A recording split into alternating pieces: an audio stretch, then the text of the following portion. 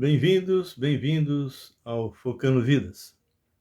Mais uma vez, eu, Raul Nogueira, estamos juntos para compartilhar a palavra do Senhor.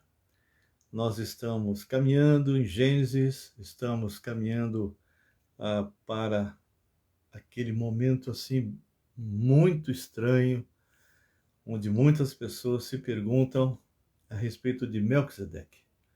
Quem é? Quem era Melquisedeque? E hoje nós vamos ver as duas opções, porque há partes das Escrituras que nós muitas vezes não temos uma definição muito clara. Nós temos alguns sinais e vejo que alguns teólogos dão alguma preferência e sempre se justificam. Então, eu vou estar expondo a palavra do Senhor para vocês e vocês vão estar realmente vendo o que o Senhor fala ao coração de vocês. Essa diferença entre os teólogos com respeito à pessoa de Melquisedeque não vai fazer nenhuma diferença com respeito à sua vida eterna, uma série de coisas que você tem como igreja, mas é importante nós sabermos as possibilidades, tá bem? Nós vamos dar aí um minutinho a mais para você chamar lá os seus amigos, entrar e avisar aí na sua corrente, não é? No seu grupo, e avisar que nós estamos iniciando agora, tá bem? Se você tiver algum pedido de oração, este é o momento para você colocar, tá bem? Eu sempre falo, se você perdeu uma dessas lives a respeito de Gênesis, nós temos todas elas no YouTube numeradas. Não importa qual você tenha perdido, você pode assistir uma a uma, que nem hoje eu passei por uma pessoa que não tinham todos. Então eu mandei para ele toda a série, por exemplo, do Quem é Este? E ela vai começar a assistir um a um, ok? Então você pode fazer a mesma coisa. Queridos, estejam agora orando por nós, orando por tudo aquilo que nós vamos falar, orando pela igreja, orando pela inércia da igreja, né? A gente tem dado aulas nos seminários a respeito de muitas coisas que estão acontecendo nesse mundo e que a gente muitas vezes acha que, não, isso é impossível, isso não pode acontecer, mas estamos caminhando rapidinho para várias coisas que eu pregava há 42 anos atrás. Já imaginou? 42 anos atrás. Eu já falava que ia surgir um governo único, já falava que ia surgir não só um governo único, mas uma só moeda, já falava que as pessoas iam se unir em termos de religião, uma religião única, e a coisa está se cristalizando, e uma série de outras que nós sempre colocamos segundo o que a palavra nos ensina e que está se cumprindo agora nos nossos dias. Amém? Bem, já passou um minuto, então nós vamos começar a orar. E se você não tem oração, tudo bem, então interceda por aqueles que estão necessitados e nós vamos estar intercedendo também, ok? Acabei de ver, eu acho que é a mãe do Pedro que deve ter entrado. Se for, dá um okzinho para nós, tá? Boa tarde. E que você realmente possa estar agora unida conosco em oração. Vamos orar? Senhor nosso Deus, Pai, nós colocamos agora as nossas vidas diante do Senhor. Tu és o Deus Todo-Poderoso, o Deus da vida, o Deus que nos ama, o Deus que realmente nos supre em todas as áreas. Pai, tantas e tantas coisas estão ocorrendo nesse mundo, tantas dificuldades, tanta pobreza, Senhor. Milhares de desempregados, pessoas realmente passando fome. E nós temos, de alguma forma, realmente que nos levantar para interceder e também agir Cada um de nós cristãos devemos, de alguma forma, estar levando um pouco de esperança bíblica e também levando algum mantimento, procurando as pessoas que estão famintas, procurando as pessoas que estão abatidas. Nós somos um instrumento teu, Senhor. Então, esteja nos preparando, marque encontros marcados, seja para salvação ou por necessidade. Temos encontrado tantas pessoas desesperadas, Senhor. Mas a tua palavra tem dado alento, a tua palavra tem libertado pessoas. E nós agora queremos apresentar e agradecer. Recebemos a notícia que realmente o Sebastião está cada dia melhor. Aleluia. Também recebemos a notícia que o Davizinho, Senhor, que está realmente já se recuperando aos poucos, já está começando a falar, já está realmente dando alguns passinhos, ó Pai. Essa criança realmente estava totalmente inerte, não tinha aquele tônus muscular, e agora a mãe tem falado, não, ele já está melhorando a olhos vistos. Então, nós já te agradecemos por isso. Também oramos pela vida do Ricardo, da sua esposa Márcia, que eles possam se recuperar completamente da Covid. Entregamos agora, Senhor, a Kelly, meu Pai. Ela que foi operada, Senhor, no quadril, e é transplantada, e realmente estava tendo problemas de infecção. E acreditamos, Pai, que o Senhor já está tratando, ela já está recuperando, ela já está realmente dando mais e mais passos. E creio que em breve ela estará em casa. Também te peço pela Ruth, Senhor, numa luta tão terrível, tão difícil, com respeito aos seus pais. Ele, um senhor de 90 e tantos anos, está realmente sofrendo muitas dores. Ele tem realmente um problema sério. E também a mãe dela, mesma coisa, avançada em idade. E ela, a Ruth está tentando de alguma forma amenizar isso. Também entrego nas tuas mãos uma possível compra de uma casa da Ruth, e que o Senhor possa estar realmente dando sabedoria a ela com respeito a isso. Também te agradecemos, Senhor, por outros irmãos que se recuperaram, que já estão aí trabalhando, já estão caminhando, Senhor. Peço a Ti, ó Pai, pelo suprimento financeiro, relacionamentos que estavam quebrados e que estão sendo reconciliados. E também pedimos ao Pai pela Samira, Senhor. Ah, meu Pai, tua serva, que ela possa, Pai, estar realmente se recuperando em todas as áreas. Ela muitas vezes não fala para não preocupar, mas sabemos que ela tem passado muitas e muitas lutas. Entregamos isso aos teus cuidados. Também agradeço a Ti, Senhor, a, a vida, Senhor, de cada uma das pessoas que têm visitado aqui a nós. Cada pessoa que está entrando agora, como o caso da Simara, Senhor, a Eliane, que há tanto tempo a gente não tem visto, e que o Senhor possa estar também agindo na vida de outros irmãos que estão conosco. Cada um, o Marco Antônio, o Senhor Guaraldo, bênção. Louvado seja o teu nome, Pai, que o Senhor continue usando a vida desse teu servo. Um homem de Deus, um homem que, como médico, tem salvado tantas vidas. Que o Senhor possa supri-lo em todas as áreas. Entregamos ao Pai a vida de cada servo, cada serva, da Igreja Batista Regular Filadélfia, Senhor, e também da Nova Aliança em Campinas. Também pedimos pelas igrejas chinesas, ó Deus, de Campinas e aqui do Brasil, que o Senhor possa estar realmente usando elas para alcançar a colônia, Senhor. Também te pedimos pelos refugiados que vêm de diversos países, meu Deus, que o Senhor possa levantar realmente muitos e muitos cristãos que cheguem até eles e preguem a tua palavra.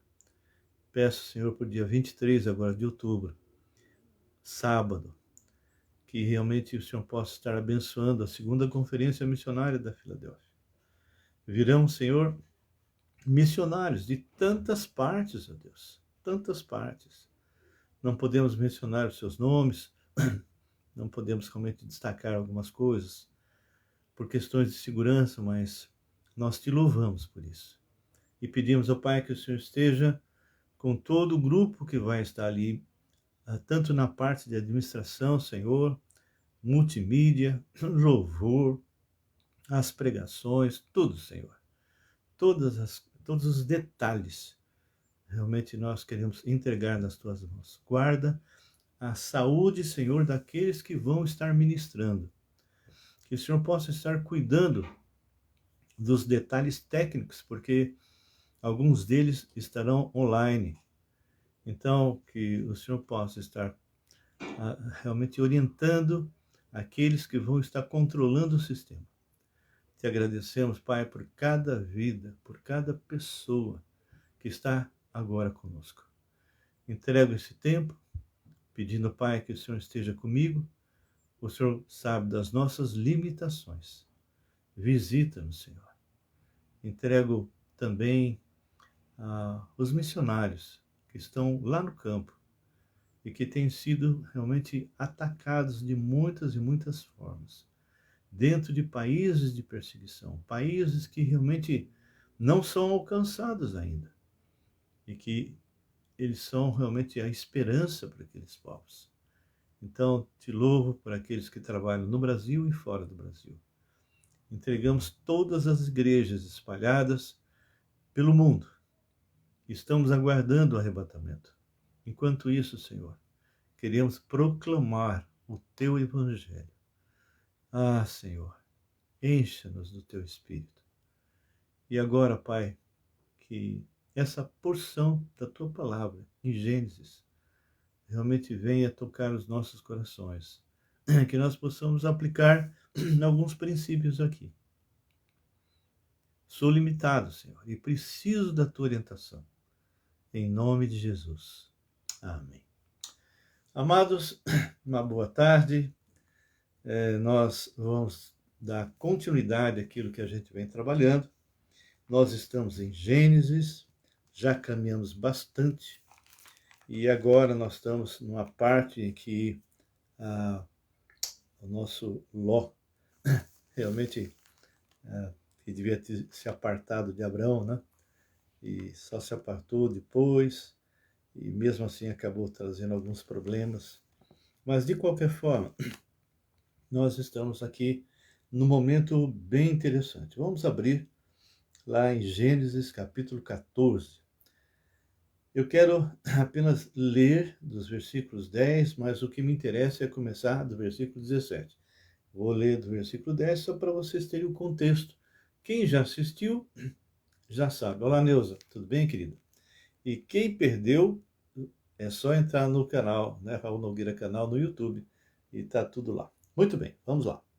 Ora, o vale de Sidim estava cheio de poços de betume. Os reis de Sodoma e de Gomorra fugiram. Alguns caíram neles e os restantes fugiram para um monte. Tomaram, pois, todos os bens de Sodoma e de Gomorra e todo o seu mantimento e se foram. Até aí, Abrão não estava envolvido nisso. Apossaram-se também de Ló. Agora começa a história, o envolvimento, e realmente já foi um problema aí para Abrão, não é? Apossaram-se também de Ló, filho do irmão de Abrão, que morava em Sodoma, como nós já estudamos. Ele inicialmente estava perto e foi chegando até quando ele começou a morar realmente em Sodoma. E se apossaram também dos seus bens e partiram. Porém, veio um que escapara e o contou a Abraão, o hebreu. Este habitava junto dos carvalhais de Manré, e o amorreu, irmão de Escol e de Aner, os quais eram aliados de Abraão.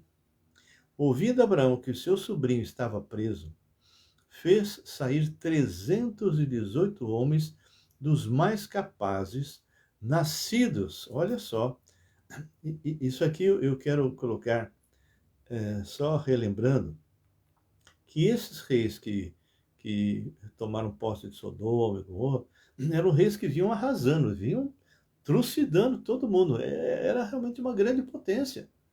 E, no entanto, Abraão tinha apenas 318 homens, sim, capazes, não é? Nascidos em sua casa. E os perseguiu até Dan. E repartidos contra eles de noite, ele e os seus homens feriu-os e os perseguiu até Obá, que fica à esquerda de Damasco. Nós já conversamos sobre isso e vou só repetir porque algumas pessoas podem não ter ouvido. Quando Moisés escreve isso aqui, ele escreve muitos anos depois desses acontecimentos. E quando ele cita alguns nomes de locais geográficos, por exemplo, no caso Dan, ele está colocando algo que ele estava fazendo com que aquelas pessoas que estavam recebendo esta mensagem tivessem uma ideia qual era a localização geográfica, porque esse nome só foi surgir depois, muito depois, quando realmente já existia as 12 tribos de Israel. Ou seja, Abrão já tinha partido, os descendentes imediatos de Abrão também, então aí já está falando de Dan, ok? Então, muitas regiões que são mencionadas, nomes, não tinham esse nome. Mas quando Moisés escreveu, e eu tenho falado isso várias vezes, é para que aquelas pessoas que estavam recebendo esta mensagem pudessem dizer: ah, Dan fica lá, então era lá que eles estavam. Então, era esse o sentido, ok? E repartidos contra eles, de noite, ele e os seus homens, feriu-os e os perseguiu até Obá, que fica à esquerda de Damasco. Possivelmente aqueles reis eram tão petulantes, eram tão senhores de si, possivelmente acharam que ninguém os perseguiria e ninguém viria, de alguma forma, cobrar o que eles tinham feito. Trouxe de novo todos os bens e também a Ló, seu sobrinho, os bens dele e ainda as mulheres e o povo. Após voltar Abrão de ferir a Kedorlaomer e aos reis que estavam com ele, saiu-lhe ao encontro o rei de Sodoma no vale de Savé, que é o vale do rei. Ok? Muito bem. Aqui nós começamos a entrar num versículo 18, que tem sido assim muito digerido e grandes dificuldades para interpretar. Por quê? Porque nós não estamos conseguindo tirar dessas informações aqui de Gênesis, e também a gente vai ver isso lá em Hebreus, algumas informações que nos dê um pouco mais de luz quem era Melquisedeque. Então nós temos duas linhas, ok? E isso que eu quero colocar para vocês, eu quero que vocês examinem da mesma forma que eu faço. Tem passagens, irmãos, que não dá para você dizer é isto. Você pode dizer, eu creio que deve ser isso. Eu entendo por algumas informações que realmente essa pessoa era realmente uma manifestação da segunda pessoa da Trindade, ou seja, era Cristo pré-encarnado. Outros já colocam que não, era realmente um sacerdote humano, real, ok? De qualquer maneira, nós vamos ver alguns sinais e alguns, vamos dizer, ensinos através dessa figura, tá bem? Vamos ler. Melquisedeque, né, rei de Salém, né? Ele era exatamente sacerdócio do Deus Altíssimo, né? E ele realmente tinha algumas coisas bastante interessantes. Por quê? Porque Melquisedeque vem de encontro a Abraão. Não se esqueça que Abraão foi chamado, foi escolhido por Deus para que através de Abraão viesse o Cristo, ok? Através dele viesse uma descendência que realmente o descendente, que no caso é o Cristo, abençoaria toda a terra. E ele vem com dois símbolos interessantes. Olha só, Melquisedeque, rei de Salém, trouxe pão e vinho.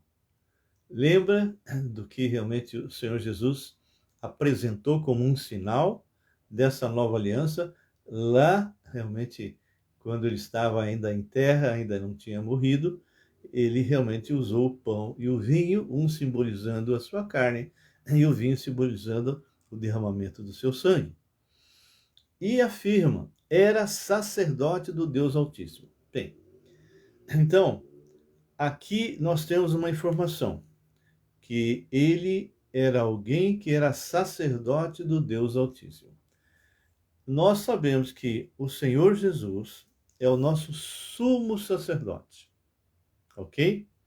Aqui está sendo colocado que ele era sacerdote do Deus Altíssimo. Então, é muitas vezes baseado nessa informação, não está escrito que ele era sumo sacerdote do Deus Altíssimo, mas era sacerdote do Deus Altíssimo. Baseado nessa informação, então, alguns teólogos colocam que, na verdade, ele era um homem mesmo, era um sacerdote, e mostra o que eu venho falando já lá de trás, que essas informações a respeito de Deus, principalmente depois que Noé saiu da arca, e ele então tem os 3 filhos, e toda a história, desde o começo até inclusive o dilúvio, foi passado para esses, e esses foram passando para a sua descendência através, como muitas vezes ocorre na África, falando, né? Contando a história, e normalmente isso era ensinado às crianças, e alguns deles cresciam e se tornassem um novo contador de história, e com isso, isso foi passando de gerações. Nós sabemos que essas informações ocorreram também entre os chineses. Eu tenho falado isso aqui. Quando surgiu a primeira escrita chinesa, muitas e muitas palavras só têm sentido se você for na Bíblia, se for nas Escrituras. É o caso da palavra navio, chuan, como eu já falei, já expliquei. E quando você pergunta para um chinês, por que você escreve a palavra navio dessa forma? Ele diz, não sei. Sim, mas o que significa essas 3 palavras? Significa um navio com 8 pessoas. E aí a gente explica, a gente começa a falar com eles a respeito da primeira vez que se usou na história um navio, numa época que antes não tinha chuva, não tinha nada, que era exatamente a Arca de Noé. E isso foi sendo transmitido, tanto para os descendentes de Sem, como para os descendentes de Javé, como descendentes de Cã. Sendo que os descendentes de Sem geraram também os chineses. Então, lá por volta de 2500 a.C., surge a primeira escrita chinesa. Então, uma série de informações, não estou falando de inspiração, uma série de informações históricas com respeito a coisas que aconteceram no passado foram registradas. E é muito interessante. Cada palavra assim que é fantástica, né? Vou dar só umazinha, né? Bom, essa do navio eu já falei, mas a palavra, por exemplo, ó, né? O ó é eu, que é formado de 2 palavras, mão e lança. Então, normalmente o ser humano é um ser agressivo, injusto. E o chinês, quando quer transformar a pessoa numa pessoa justa, ela coloca sobre a palavra o ó, coloca a palavra yan. Yan significa cordeiro. Só quando o cordeiro está sobre nós é que nós somos justos. Então, são muitas e muitas e muitas palavras, que nem a palavra desejo, cobiça, não é? Que a primeira vez que ocorreu foi no Éden e com a mulher, quando Satanás apresenta para ela. E a palavra desejo, cobiça, é exatamente 2 árvores e a mulher no meio delas.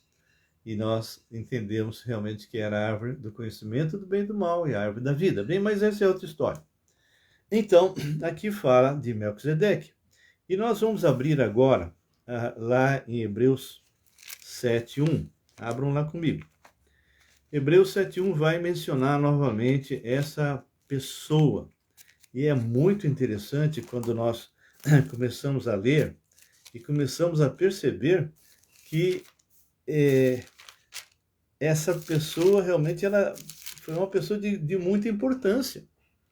E nós vamos ler algumas coisas aqui, e eu falei que esse nome vai nos trazer alguns ensinos, algumas informações.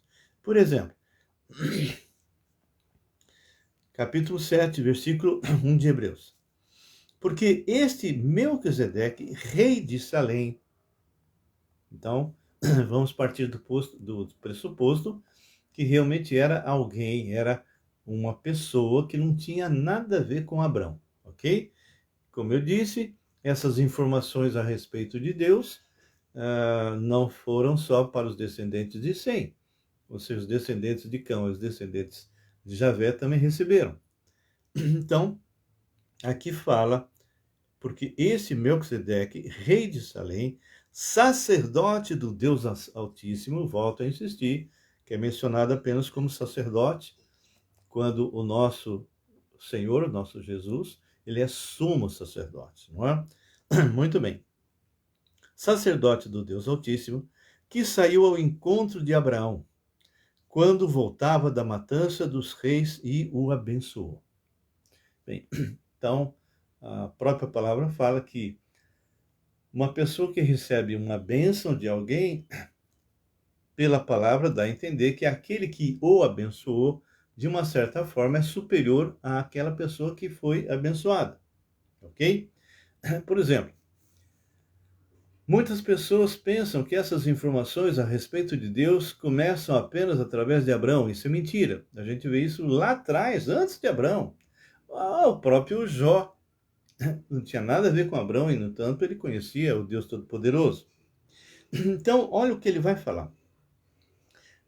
Para o qual, ou seja, para esse Melquisedeque, também Abraão separou o dízimo. Aqui fica agora uma boa briga. Por quê? Muitos colocam, tá vendo aqui, nós temos que ter o exemplo de Abraão, porque Abraão, ele deu o dízimo para Melquisedeque. Só que tem um detalhezinho, queridos. O dízimo que realmente Abraão deu não foi dos seus tesouros. O dízimo que realmente Abraão deu foram dos despojos daquela luta que teve. Então, ele retirou o dízimo, ou seja, a 10ª parte do despojo, e entregou a esse Melquisedeque. Então, ele vai falar uma coisa bem interessante, olha só. Para o qual também Abraão separou o dízimo de tudo, primeiramente se interpreta rei de justiça. Depois também é rei de Salém, ou seja, rei da paz. Ou seja, uma série de nomes, uma série de informações aqui que vem coincidir com algumas coisas que pertencem também a Jesus, não é? Jesus é o rei de Jerusalém, né? O rei de Salém, ele é realmente o rei da paz, ele é o sumo sacerdote, não apenas sacerdote, e fala sem pai e sem mãe, sem genealogia. É por isso que alguns colocam, tá vendo? Aqui, esse que apareceu, não tinha genealogia. Então, é o Logos, né? Mas, na verdade, o que a gente entende, se foi realmente uma pessoa, Abraão, quando viu esse Melquisedeque, não foi informado, ele sabia por Deus, ele foi realmente, tenho certeza que Deus revelou para ele, que ele era o sacerdote do Deus Altíssimo. Por isso Abraão fez o que fez. Mas ele não recebeu nenhuma informação de onde esse homem tinha vindo e para onde iria. Ele não sabe nada. Foi simplesmente um aparecimento e aquilo que foi efetivado. Ele vem com pão, vem com vinho, entregando isso, e alguns teólogos colocam que a gente dá a impressão como se que Melquisedeque tivesse vindo apenas com um vidrinho aí, com um cálice de vinho e um pãozinho. Não. O que muitos colocam é que isso que ele trouxe foi para suprir aqueles que haviam lutado. Que ele havia trazido realmente uma quantidade muito grande de pães e de vinho para realmente alimentar toda a tropa que havia participado daquela batalha. Bem, então ele fala no versículo 3, sem pai, sem mãe, sem genealogia, que não teve princípio de dias, nem fim de existência. Então, isso que foi colocado aqui é que joga para os teólogos que creem que aqui era o Logos, né? Aqui é exatamente isso, o Logos não teve princípio de existência, nem fim, né? Então, é por isso que eles colocam. E mais, ele diz assim, entretanto feito semelhante ao Filho de Deus. Ora, aí já pega. Se é semelhante, não era. Semelhante é diferente de estar dizendo que era o Filho de Deus. Por isso que muitos realmente têm isso com Melquisedeque como um ser humano real que veio, trouxe alimento, ou seja, pão e vinho, numa quantidade suficiente para matar a fome e a sede daqueles que haviam lutado.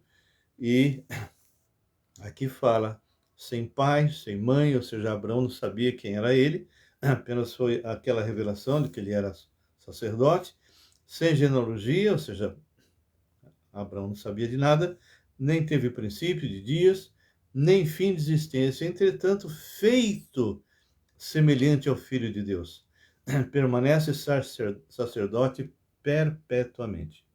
Bem, vocês concordam comigo que é uma porção bem difícil, porque em alguns momentos você lê e diz, não, todas essas características só podem pertencer ao Filho de Deus, ao Logos, não é?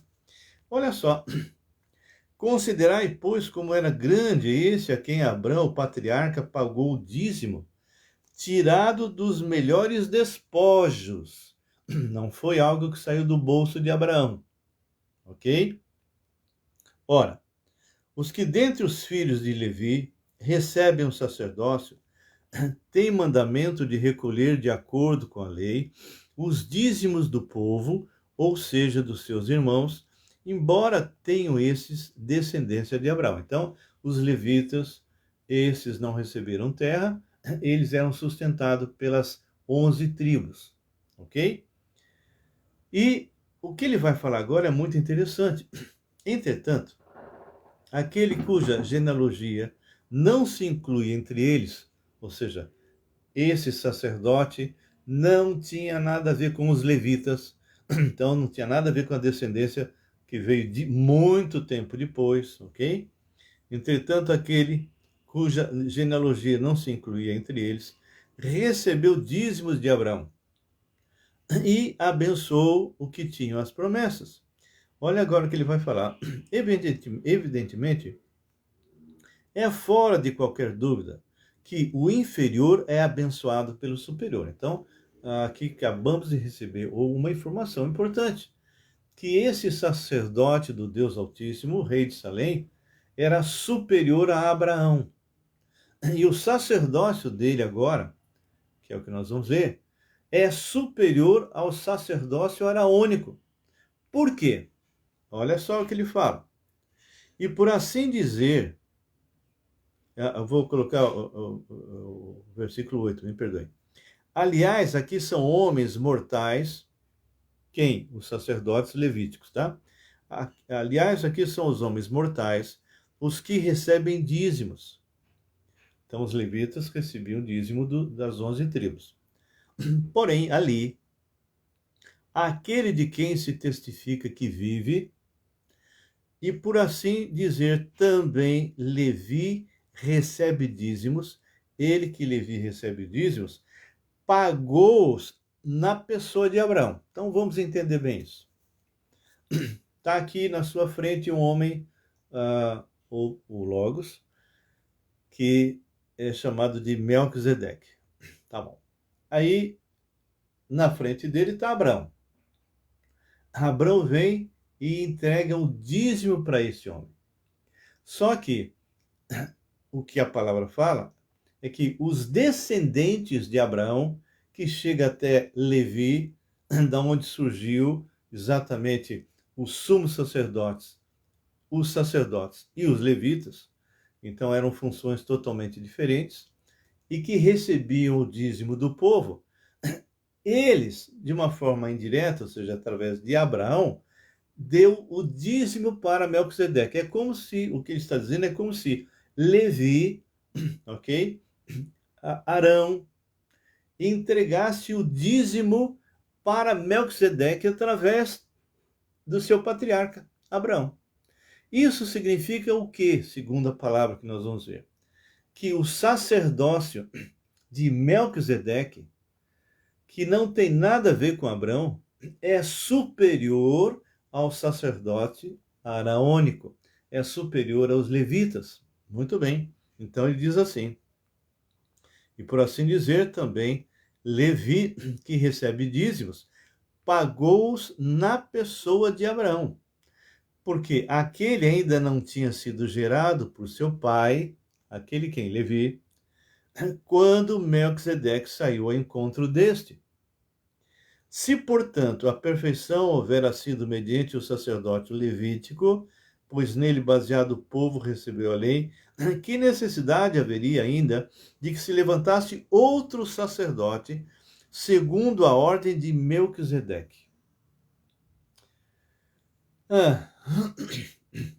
Vamos traduzir, né? Quando Abraão entregou o dízimo para Melquisedeque, diz a palavra, sendo que através de Abraão viriam os descendentes, entre eles Arão, que chegou a ser sumo sacerdote, os descendentes dele, entregou os dízimos a Melquisedeque. E como havia falado que o maior que abençoa o outro, esse outro é menor, então significa que Melquisedeque, em termos de sacerdócio, é superior ao sacerdote araônico. Isso é algo que nós vamos entender bem claro agora. Aonde entra Jesus nessa história? Veja bem, lembra que Jesus é sumo sacerdote, certo? E ele não pertencia à tribo de Levi. Ele não era descendente de Arão, porque Levi deu duas linhagens. A linhagem dos sumos sacerdotes e sacerdotes e a linhagem dos levitas, que na época do tabernáculo eles montavam, desmontavam, carregavam a arca que ficava no Santo dos Santos. Enfim, todos os trabalhos que eram feitos ali eram feitos pelos levitas. E o sumo sacerdote é que faria os sacrifícios, eram os intermediários, etc. Muito bem. Então, olha só que coisa interessante, como a palavra para mim é fantástica, né? Então ele está dizendo assim: se portanto a perfeição houvera sido mediante o sacerdote levítico, ou seja, se o sacerdote levítico fosse o fim da história, fosse o mais importante, o superior a qualquer um outro, pois nele baseado o povo recebeu a lei, que necessidade haveria ainda de que se levantasse outro sacerdote segundo a ordem de Melquisedeque, e que não fosse contado segundo a ordem de Arão? Pois, quando se muda o sacerdócio, necessariamente há também mudança de lei. O que quer dizer com isso? Vai haver uma mudança de sacerdócio. E essa mudança vai passar por Jesus. Ele se torna sumo sacerdote. E ele, humanamente falando, não podia, porque ele era da tribo de Judá. Olha só o que ele fala. Pois quando se muda o sacerdócio, necessariamente há também mudança de lei, porque aquele de quem são ditas estas coisas pertence a outra tribo. Aquele quem? Jesus, da qual ninguém prestou serviço ao altar. Pois é evidente que, nosso Senhor procedeu de Judá. Ou seja, então ele está dizendo, olha, Jesus nunca poderia ser sacerdote ou sumo sacerdote se ele, vamos dizer assim, estivesse aqui na Terra, e isso que nós estamos falando fosse apenas no nível humano, porque ele era da tribo de Judá, e de Judá não podia ser sacerdote, né? Então ele fala, pois é evidente que nosso Senhor procedeu de Judá, tribo a qual Moisés nunca atribuiu sacerdotes. E isto é ainda muito mais evidente quando as semelhanças, volta a palavra semelhança, quando a semelhança, né, de Melquisedeque se levanta outro sacerdote. E isto ainda é muito mais evidente, vou repetir, quanto à semelhança de Melquisedeque se levanta outro sacerdote, constituído não conforme a lei, não conforme a lei de Moisés, de mandamento carnal, mas segundo o poder de vida indissolúvel, porquanto se testifica, tu és sacerdote para sempre segundo a ordem de Melquisedeque. Essa palavra é colocada em cima do Filho de Deus, no Logos, em Jesus. Olha só o que é falado, tu és sacerdote para sempre, segundo a ordem de Melquisedeque. Ou seja, era no sentido espiritual, não no sentido terreno. Pois a lei é muito clara. Todos os sacerdotes teriam necessariamente que ser da descendência de Levi. Se Jesus não era, ele era da tribo de Judá, então ele não poderia ser sacerdote, muito menos ele assume sacerdote.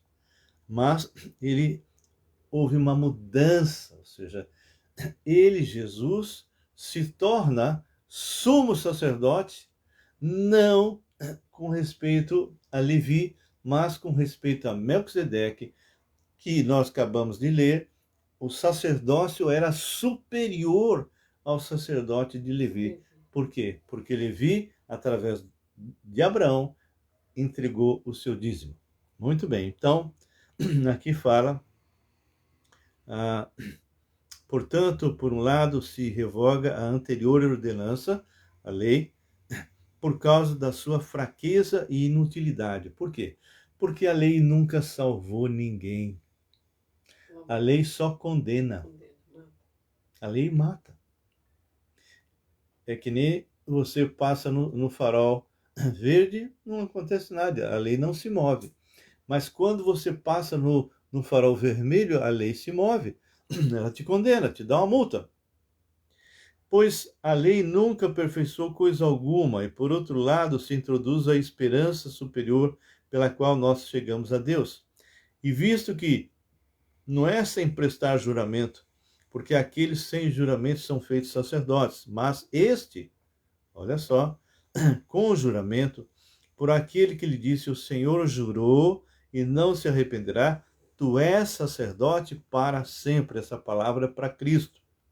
Por isso mesmo, Jesus se tem tornado fiador de superior aliança. Ora, aqueles são feitos sacerdotes em maior número, porque são impedidos pela morte de continuar, não é? São homens, né? Este, no entanto, se referindo a Cristo, porque continua para sempre, tem o seu sacerdócio imutável. Por isso também pode salvar totalmente. Não era apenas uma recordação dos pecados, como era feito na velha aliança. Por isso também pode salvar totalmente os que por eles se chegam a Deus, vivendo sempre para interceder por eles. Com efeito, nos convinha um sumo sacerdote assim como este, santo, inculpável, sem mácula, separado dos pecadores e feito mais alto do que os céus, que não tem necessidade, como os sumos sacerdotes, de oferecer todos os dias sacrifícios, primeiro por seus próprios pecados, todo sacerdote era pecador, porque eram homens, né? Depois pelo do povo, porque fez isso uma vez por todas, ou seja, aquilo que o Senhor Jesus fez na cruz foi uma única vez para sempre, quanto a si mesmo, quando a si mesmo se ofereceu. Porque a lei constitui sumos sacerdotes a homens sujeitos à fraqueza, mas a palavra do juramento, que foi posterior à lei, constitui o Filho perfeito para sempre. Bem, eu espero que realmente vocês tenham entendido até aqui, porque é realmente uma passagem bem trabalhada, bem difícil, mas vamos voltar lá para Gênesis, tá bom? Então, aqui fala, voltando para Gênesis, capítulo 14, versículo 18, Melquisedeque, rei de Salém, trouxe pão e vinho, e como eu mencionei, esse pão e vinho, alguns realmente afirmam que, na verdade, não era apenas um pãozinho e um cálice, mas ele trouxe realmente alimento para aqueles que haviam lutado. E esse era sacerdote do Deus Altíssimo. Abençoa ele Abraão, isso nós já lemos em Hebreus, e disse: Bendito seja Abraão pelo Deus Altíssimo, que possui os céus e a terra. E bendito seja o Deus Altíssimo, que entregou os teus adversários nas tuas mãos. E tudo lhe deu Abraão o dízimo. Então, a gente vê bem claro que enquanto Jesus estava nesse mundo, ele não foi chamado de sumo sacerdote.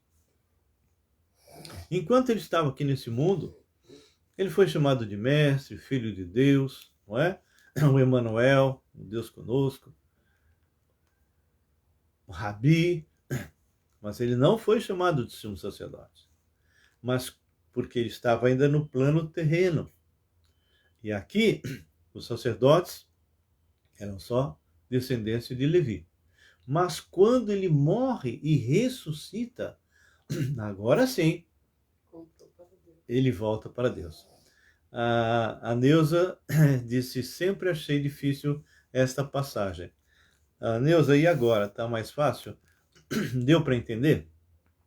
Então, Melquisedeque, se foi um homem, ele era o rei de Salém, Abraão não tinha nenhum conhecimento, ou seja, para ele, não sabia de onde ele veio, nem para onde viu, para onde foi, nem nada, e ele se apresenta com pão, vinho, alimenta aquele grupo de soldados, recebe o dízimo de Abraão, e quando recebe o dízimo de Abraão, ele está agora, de uma certa forma, fazendo com que os levitas, né, Arão e os seus sacerdotes e também os levitas, estavam entregando o dízimo para Melquisedeque através do seu patriarca, Abraão.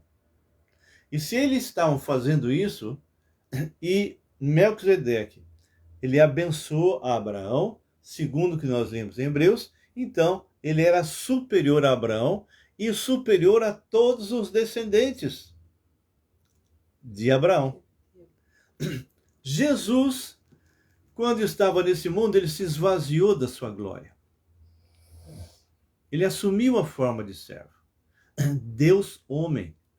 E foi o Filho de Deus que havia criado todo o universo. E ele entra na história. E quando ele morre, ressuscita e volta à presença de Deus o Pai à sua direita, conforme inclusive está em Hebreus, ele agora está como sumo sacerdote do Deus Altíssimo. Ele é rei, sumo sacerdote. A humanidade está representada nele. E é Deus. Deus, rei, sumo sacerdote. Agora sim, não enquanto ele estava aqui nesse mundo, mas depois da sua morte e ressurreição, ele agora pertence à ordem de Melquisedeque. Portanto, o sacerdócio de Jesus é superior, como já falei várias vezes, ao sacerdócio levítico. E diz a palavra, e nós lemos isso em Hebreus, que quando muda o sacerdócio, e mudou, muda também todas as práticas, todas as coisas que se faziam. Então, aquilo que se fazia na época da lei acaba, porque mudou o sacerdócio. Agora, nós estamos debaixo de uma outra lei. Nós estamos numa nova aliança. E nós estamos debaixo da lei de Cristo. Então, querido, eu espero que você realmente tenha entendido. Nós paramos aqui, ok? E eu vou continuar até o versículo 24 para a gente fechar esse capítulo 14. Mas eu espero que você tenha entendido. Se você não entendeu, coloca a pergunta aí, por favor, tá bem? Então, só para dar continuidade ao que nós já vimos, versículo 21. Então, aqui do capítulo Gênesis, capítulo 14, versículo 21. Então disse o rei de Sodoma a Abraão: dá-me as pessoas e os bens ficarão contigo. Olha só o que esse rei de Sodoma e Abraão propõem, né? Mas Abraão lhe respondeu: levanto minha mão ao Senhor, o Deus Altíssimo, o que possui os céus e a terra, e juro que nada tomarei de tudo o que te pertence, nem um fio, nem uma correia de sandália, para que não digas, eu enriqueci Abraão. Abraão diz, eu sou dependente só de Deus. Nada quero para mim, senão o que os rapazes comeram e a parte que toca aos homens.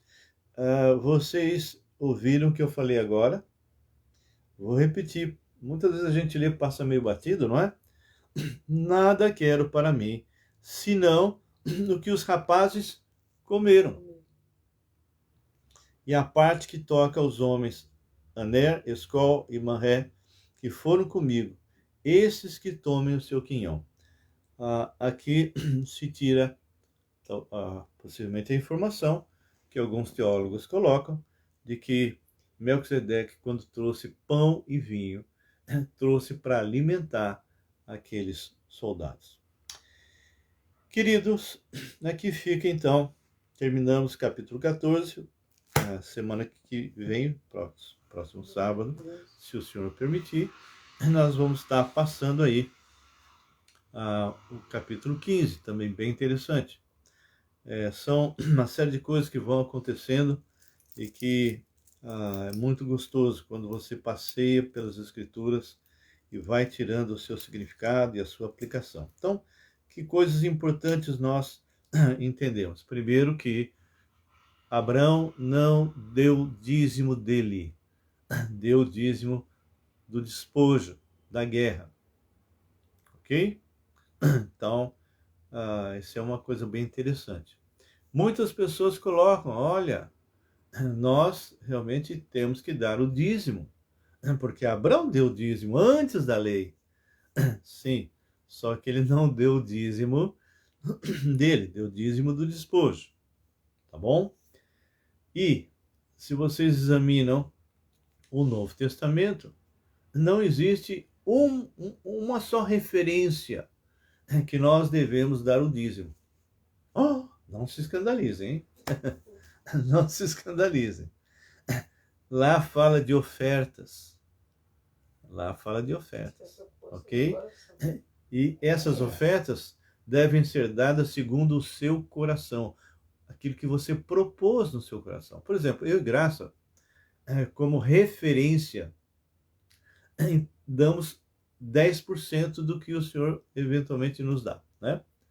Então, isso acontece por uma referência que eu tenho, ou seja, eu coloco 10%.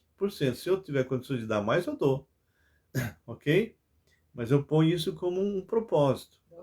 Mas não é aquela obrigatoriedade que eu ouço falar muitas e muitas vezes por aí. Eu não enxergo isso biblicamente falando, ok? Se alguém me provar isso, já mostrei que Abraão não deu o dízimo dele, ok? Ele deu do despojo. Ele não enfiou a mão no bolso e deu daquilo que lhe pertencia para Melquisedeque. Não foi isso que aconteceu. Ok? Então, eu entendo pelas Escrituras, nós como igreja, que nós devemos sim ajudar a sustentar a obra do Senhor e ser realmente bastante, vamos dizer assim, relevante nisso, ok? Ou seja, ofertar segundo o coração e com alegria, não é com imposição, tá bem?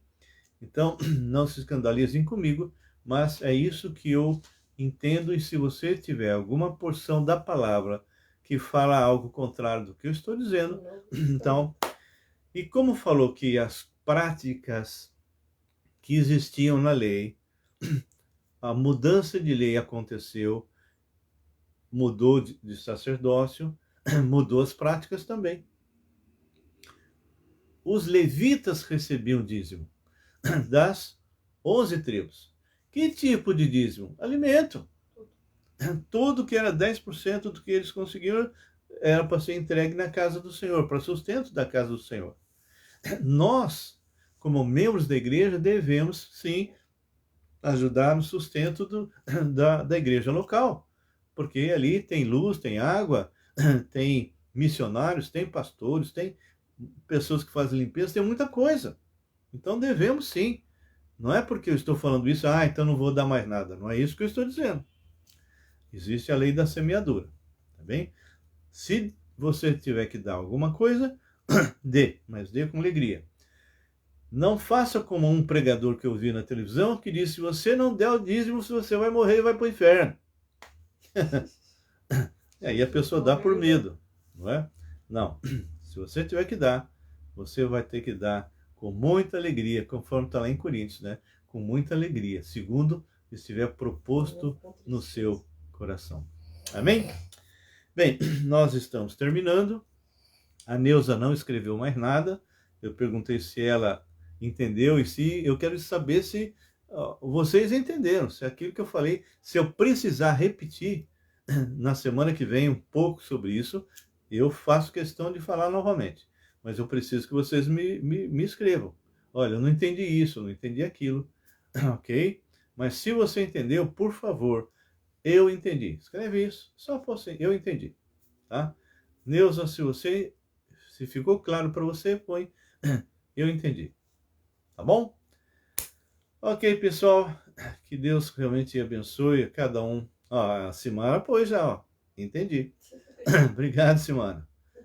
A Neuza ainda não pôs, se ela entendeu ou não. Se não entendeu, eu posso até explicar para você a parte, Neuza, tá bom? Mas, por favor, escreva aí. Eu agradeço, então, a presença de cada um de vocês. Eu sei que no sábado, muitas vezes esse horário é um horário que as pessoas gostariam de... a Neuza disse, compreendi melhor. Neuza, escreva para mim, tá bom? Aonde ficou pegando? Porque se é compreendi melhor, não é compreendi bastante. Então, escreve para mim o que ficou pegando para que eu possa te ajudar, tá bom? E qualquer outro aí que teve algum tipo de dificuldade, né? Porque é uma passagem difícil, sim. Então, me escreva, tá? Pode entrar no meu celular, 99911-5272, 011, tá bom? Vamos orar encerrando? Agradeço então a presença de cada um de vocês e que vocês possam estar orando por nós e que nós possamos estar sempre orando também por vocês. Se você chegou atrasado, isso aqui nós vamos terminar agora e já vamos colocar lá no YouTube, tá bom? Vai estar sempre numerado para você não se perder. E se você tem algum pedido de oração, então coloque agora. Vamos orar?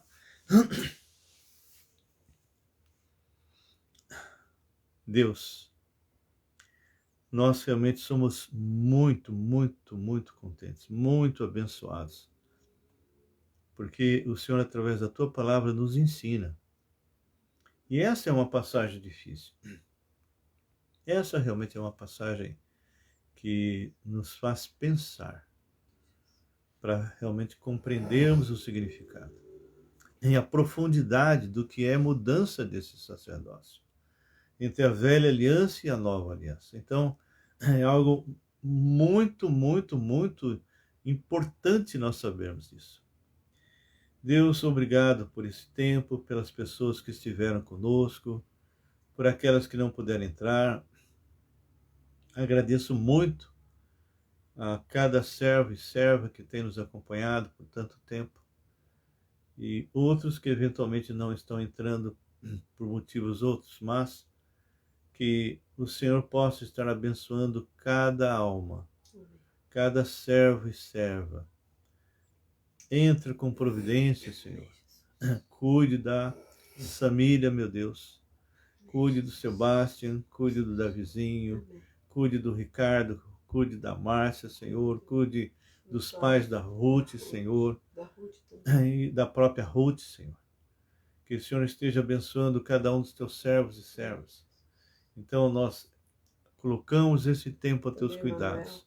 Pedimos pelo Manuel, Senhor, o irmão da Marisa, que está passando momentos tão difíceis, Senhor. Então, que o Senhor possa colocar a tua mão de poder sobre ele, restaurando por completo, Senhor. Ah, meu Pai, faz isso. Peço também e agradeço pela mãe da Sueli Ramos, que está aos pouquinhos, a dona Albertina, se recuperando. Então, que o Senhor possa, Pai, estar realmente dando ânimo. Ah, Pai. Senhor, estou pedindo também pela Regina, Senhor. A tua serva, irmã da Cláudia.